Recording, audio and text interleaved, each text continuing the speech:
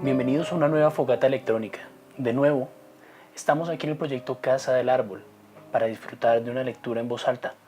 Si ustedes quieren hacer parte, por favor, escríbanos a nuestro correo proyectocasadelárbol@gmail.com.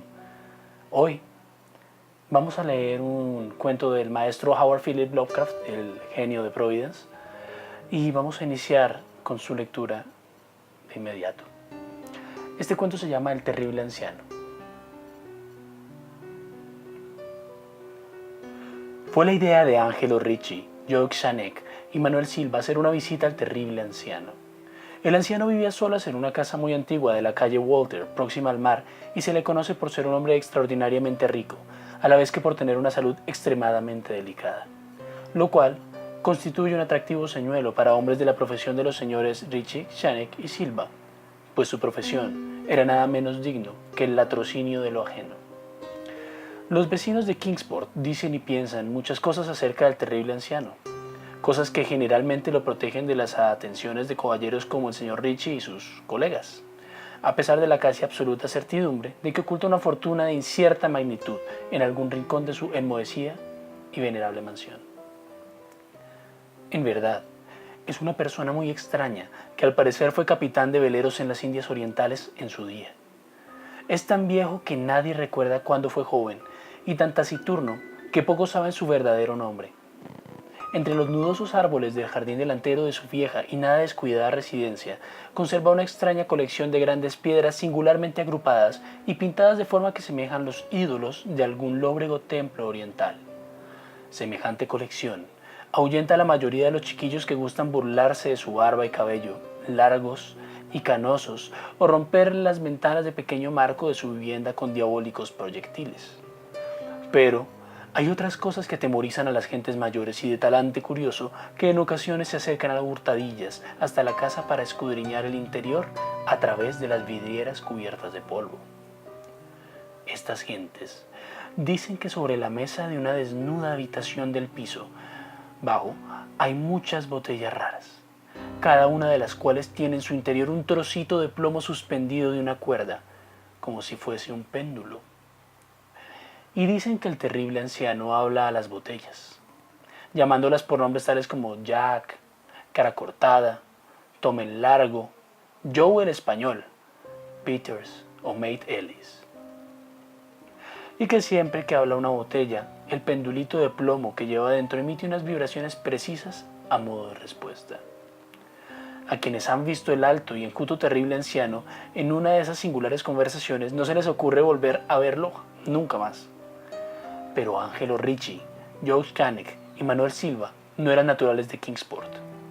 Pertenecían a esa nueva y heterogénea estirpe extranjera que queda al margen del atractivo círculo de la vida y tradiciones de la Nueva Inglaterra, y no vieron en el terrible anciano otra cosa que un viejo achacoso y prácticamente indefenso que no podía andar sin la ayuda de su nudoso cayado, y cuyas escuálidas y endebles manos temblaban de modo harto lastimoso.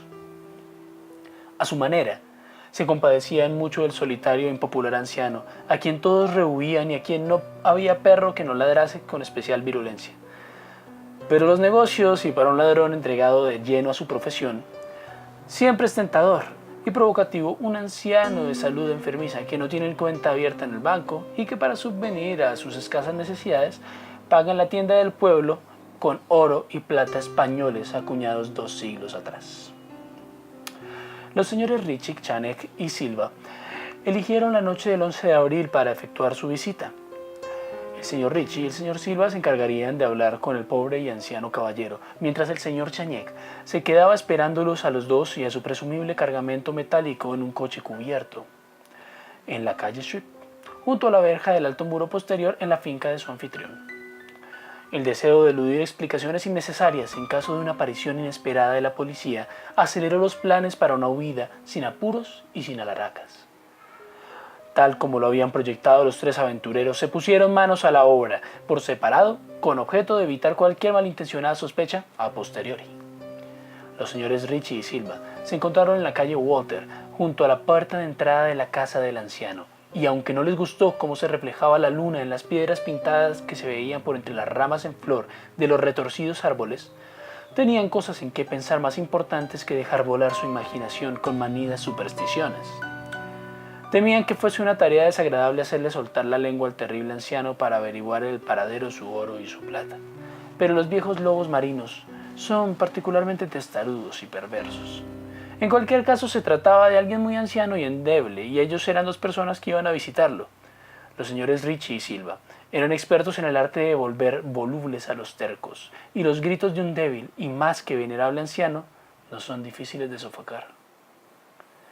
Así que se acercaron hasta la única ventana alumbrada y escucharon cómo el terrible anciano hablaba en tono infantil a sus botellas con péndulos. Se pusieron sendas máscaras y llamaron con delicadeza en la descolorida puerta de roble.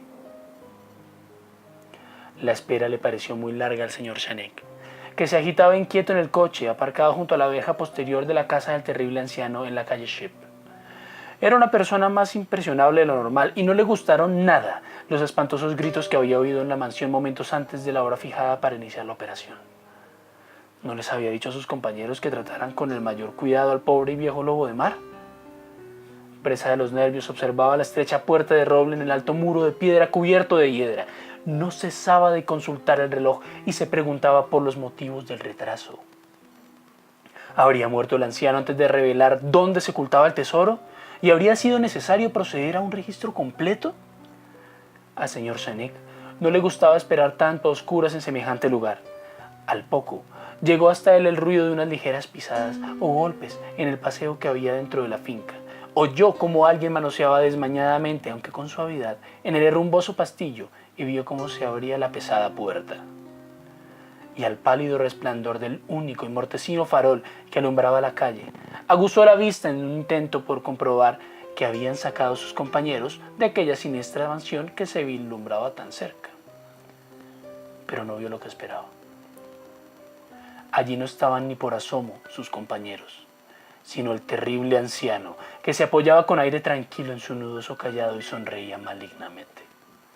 El señor Shanek no se había fijado hasta entonces en el color de los ojos de aquel hombre.